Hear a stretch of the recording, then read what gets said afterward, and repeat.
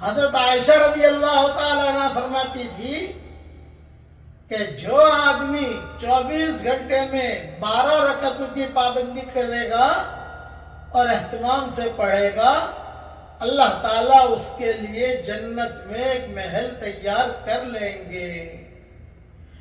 4 رکعت سنت موقدہ ظہر سے پہلے، 2 رکعت سنت موقدہ ظہر کے بعد، 2 رکعت سنت موقدہ مغرب کے بعد، 2 رکعت سنت موقدہ عشاء کے بعد، اور 2 رکعت سنت موقدہ فجر سے پہلے۔